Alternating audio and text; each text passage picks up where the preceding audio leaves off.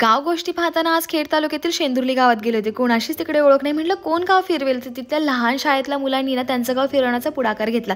गेल्या गेल्या पाहिलं की ती लहान मुलं खूप सारे खेळ खेळत होते. ऑनलाईन लुडोपेक्षा तर हे मातीतले खेळ खेळून खरं बालपण जगत आहेत. मग त्याच लहान मुलांनी ना गावचं मंदिर पण दाखवलं. गाव फिरायला सुरुवात केली तेव्हा समजलं की एक विस्तारित गाव आहे. आम्ही गावठाणात आलोय. वाड्या बऱ्याच लांब लांब आहेत. या गावातली एक गोष्ट मनात घर करून गेली. गावात घरं कमी पण डेव्हलपमेंट बरीच. म्हणजे या गावातील शाळा आणि पताक्यांनी भरलेले ते वर्ग, गावातली ती 2 मंदिरं, अंगणवाडी, पाण्याची टाकी, समाज मंदिर आणि पहिल्यांदा कोणत्या तरी गावात मी जिम पाहिली यार.